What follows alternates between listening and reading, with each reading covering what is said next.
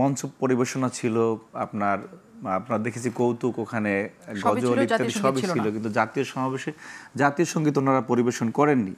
এরপর যখন পাল্টা কোশ্চেন করেন না, এটা আসলেই মনে হয় যে এটা আসলেই ওই জাতীয় সঙ্গীতকে আপনাদের মানতে সমস্যা। আর কোন বাংলাদেশের মতো দেশ এই কারণে আপনারা রাজনীতি করতে পারতেছেন না। বাংলাদেশের মতো দেশ আমি ডক্টর আব্দুল্লাহ তাহের উনি বলেন যে সুযোগ পেলে 54 বছরের রাজনৈতিক ইতিহাস ওনারা পাল্টে দেবে। এই দুদিন আগের বক্তব্য। আমান ভাই সুযোগ পেলে আমান ভাই আপনি যে কয়টা প্রশ্ন করছেন আমি একটু রিপ্লাই দিই। আমি রিপ্লাই দিই। এইটা এক ধরনের অধ্যত্ত। বাংলাদেশের স্বাধীনতা আপনি জাতীয় সঙ্গীতকে অন করতে পারতেছেন না, আপনি নরমালাইজ করতে না। আমরা তো শুনি মানে জাতীয় সঙ্গীতকে অন করেন নাকি আপনি বলছেন যে স্বাধীনতা ভিত্তি হিসেবে মারেন। আমি একটা রিপ্লাই দেই। এবং ইসম ফরহাদ যেটি বলেছেন যে আমরা সেই বিশ্ববিদ্যালয়ের কর্তৃপক্ষের অনুমতি নিয়ে প্রোগ্রাম করতেছি, বিশ্ববিদ্যালয়ের কর্তৃপক্ষ যদি যৌক্তিক ব্যাখ্যা না দিতে পারে কেন বন্ধ করতে হবে, তাহলে সেটা তারা রাজনৈতিকভাবে মোকাবেলা করবে। অর্থাৎ এক ধরনের হুমকি প্রচ্ছন্নভাবে তিনি দিয়েছেন, যেহেতু ওনারা ক্ষমতাশীল দলের মনে হচ্ছে আর কি, ওনারা হুমকি টুমকি দিয়ে ফেলেছেন অলরেডি। কিন্তু আমার একটি প্রশ্ন রয়েছে, এই যে প্রায় ঢাকা বিশ্ববিদ্যালয়ে অনেকগুলি ছাত্র সংগঠন রয়েছে, এই ছাত্র সংগঠনগুলি যদি তাদের সক্রিয় প্রোগ্রাম করতে চাইতো, আমার মনে হয় টিএসসিতে ওই 2-4 দিনে প্রোগ্রাম করার কোনো সুযোগ ছিল না। কারণ পুরো টিএসসি ব্যাপী ওনাদের যে সাজসজ্জা ছিল, আমার মনে হয় প্রায় 2 কোটি টাকার মতো খরচ হয়েছে। এত টাকা একটি ছাত্র সংগঠন কোথা থেকে পায় সেটাও আমাদের জানতে মন চায়। এটা তো জামাতের প্রোগ্রাম, শিবিরের বহু প্রোগ্রামে জাতীয় সংগঠন আপনি দেখবেন। আমানুল্লাহ আমান, যখন আসলে যুদ্ধাপরাধীদের ছবি টানানো হলো, সেটা একটা বড় ঘটনা তৈরি হয়েছে এবং তারই ধারাবাহিকতা আমরা এখন চলছে। ওই জায়গাটাতে আমরা ছাত্র ইউনিয়নকে যে পরিমাণ প্রতিবাদ এবং মুখোমুখি ছাত্র দলে দাঁড়াতে দেখেছি, এবং মেঘমোল্লার বসুর শেষ স্পিচটাও তাদের সাথে, যে তারা আসলে সহজীকরণ করতে চায় না ছাত্র শিবিরকে। আপনারা চান? দেখুন, আপনার এদেশের স্বাধীনতার প্রশ্নে আপনার স্পষ্ট ব্যাখ্যা দিতেই হবে। আপনার বাংলাদেশ জামায়াত ইসলামী এবং ইসলামী ছাত্র শিবির যাই বলুক না কেন, এই বিষয়ে তাদের বক্তব্যের ধোঁয়াশা রয়েছে। এবং টিএসসিতে ছবি প্রদর্শনের মাধ্যমে, যেটি এস এম ফরহাদের সাথে এর আগেও আমি টকশো থেকে এই বিষয়ে কথা হয়েছে, যে ওনারা বলেছেন যে বিচারিক প্রক্রিয়া নিয়ে প্রশ্ন রয়েছে, সেটি খুবই স্বাভাবিক। বিচারিক প্রক্রিয়া ফেয়ার ছিল না, কিন্তু যাদের ছবি টানানো হয়েছে তাদের মুক্তিযুদ্ধের ভূমিকা নিয়ে বাংলাদেশের মানুষ যে তথ্য জানে সেটা খুবই প্রশ্নাতীত। তো সেই বিষয়টিকে নর্মালাইজ করার কোনো সুযোগ আছে বলে আমরা মনে করি না। কারণ এখন আপনি দেখবেন যে কিছুদিন আগে বাংলাদেশ জামায়াত ইসলামীর আপনার সোহরাওয়ার্দী উদ্যানে একটি সমাবেশ ছিল, যেটা কি ওনারা জাতীয় সমাবেশ বলে আখ্যায়িত করেছেন। কিন্তু সেই জাতীয় সমাবেশে আপনার মঞ্চ পরিবেশনা ছিল, আপনার দেখেছি কৌতুক, ওখানে গজল ইত্যাদি সবই ছিল, কিন্তু জাতীয় সঙ্গীত ওনারা পরিবেশন করেননি।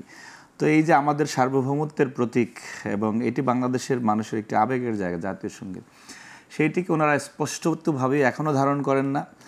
এবং এই বিষয়গুলি বাংলাদেশের মানুষ কখনোই এই বিষয়টা ওনারা নর্মালাইজ করতে পারবেন না। আপনি যে বয়ানই দেন না কেন, সেই বয়ানটি ওনাদের কাছে যদি যৌক্তিক মনে হয়, কিন্তু সাধারণ মানুষ যেটা আপনার সম্পর্কে ভাবছেন সেটা কিন্তু প্রকৃত পারসেপশন। সেই বিষয়টি আমরা মনে হয় ওনারা অনুধাবন করতে বারবার ব্যর্থ হচ্ছেন।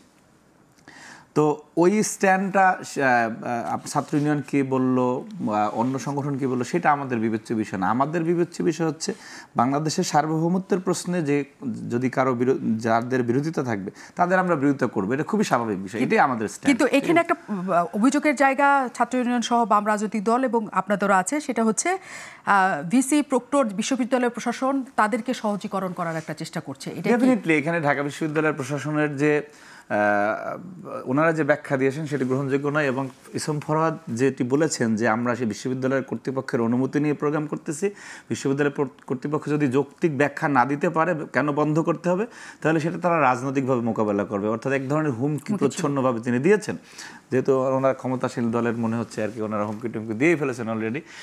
কিন্তু আমার একটি প্রশ্ন রয়েছে, এই যে প্রায় ঢাকা বিশ্ববিদ্যালয়ে অনেকগুলি ছাত্র সংগঠন রয়েছে, এই ছাত্র সংগঠনগুলি যদি তাদের সক্রিয় প্রোগ্রাম করতে চাইতো, আমার মনে হয় টিএসসিতে ওই 2-4 দিনে প্রোগ্রাম করার কোনো সুযোগ ছিল না। কারণ পুরো টিএসসি ব্যাপী ওনাদের যে সাজসজ্জা ছিল, আমার মনে হয় প্রায় 2 কোটি টাকার মতো খরচ হয়েছে। এত টাকা একটি ছাত্র সংগঠন কোথা থেকে পায় সেটাও আমাদের জানতে মন চায়। তো এই যে বিষয়টি তৈরি হয়েছে সেখানে আমরা অনুরোধ থাকবে, আমরা যুগপৎ আন্দোলনে একসাথে ছিলাম, বাংলাদেশের স্বাধীনতার প্রশ্নে, বাংলাদেশের সার্বভৌমত্বের প্রশ্নে ওনাদের ব্যাখ্যা অতীব জরুরি। এই ধরনের ব্যাখ্যা নিয়ে বাংলাদেশের মানুষের কাছে ওনারা কখনো গ্রহণযোগ্য রাজনীতি করতে পারবেন বলে আমাদের কাছে মনে হচ্ছে না। এস এম ফরহাদ, কোনো ব্যাখ্যা কি আছে, দিতে চান স্বাধীনতা প্রশ্নে? আমি জানি না যে আমান ভাই উইদাউট ব্যাখ্যা আমান ভাই সংগঠন কীভাবে ছাত্রশিবিরের সাথে সেই লম্বা জোটবদ্ধ আন্দোলন করলো, অথচ আমরা এই যে ছবি টাঙ্গানো ইস্যু নিয়ে আমি মনে পরপর 3টা প্রেস কনফারেন্সে বলেছি যে 71-এর স্বাধীনতা যুদ্ধ বাংলাদেশের ভূমি এবং মানচিত্র দিয়েছে, এটা বাংলাদেশের প্রাইম ফ্যাক্টর, প্রাইম হিস্ট্রি। আর 24 হইল বাংলাদেশের সেই 71-এর এক্সটেন্ডেড রূপ, যেটা আমাদেরকে ভারতীয় আধিপত্যবাদ সহ অন্যান্য ফ্যাসিবাদের কবল থেকে চূড়ান্তভাবে মুক্ত করেছে। একটির পরিপূরক এক্সটেন্ডেড রূপ, একটির মুখোমুখি দাঁড় করানোটা এটা অন কাইন্ড অফ মানে বড় ষড়যন্ত্র আপনারা করেছেন বলে মনে হয় কিনা? এটা তো আমাদের উপর চাপাই দেওয়ার ট্যাগিং। আর আমরা যেটা ছবি নিয়ে যেটা আলাপ করেছি, আমরা এজ এ সংগঠন কি করতে পারি? নাম্বার 1, 71-এর ব্যাপারে আমাদের বক্তব্যটা দেওয়া। 1977-এ গড়ে ওঠা একটা সংগঠন নিশ্চয়ই বাংলাদেশকে ধারণ করে ক্রিয়া করবে। আপনি আমার সকল ডকুমেন্ট দেখবেন। আপনি যখন ৩৬ জুলাই বা ৫ আগস্টে কেন ৭১ আসলো সেটা একটু বলি। আপনি আমার গঠনতন্ত্র, আমার অন্যান্য ডকুমেন্ট সবকিছু যখন দেখবেন বাংলাদেশকে রিফ্লেক্ট করে, আমার কালচারাল উইং থেকে বের হওয়া প্রতিটি গান যখন বাংলাদেশকে ধারণ করার রিফ্লেক্ট করে, আমার প্রত্যেকটা কন্টেন্ট যখন বাংলাদেশকে ধারণ করে এবং এসে সেটাকে রক্ষা করার জন্য, শপথবদ্ধ করার জন্য মেসেজ দেয়, প্রত্যেকটা নাটক, ফিল্ম সবকিছু, এরপর যখন পাল্টা কোশ্চেন করেন না, এটা আসলেই মনে হয় যে এটা আসলেই ওই জাতীয় সঙ্গীতকে আপনাদের মানতে সমস্যা। আর কোন বাংলাদেশের মতো দেশ এই কারণে আপনারা রাজনীতি করতে পারতেছেন না।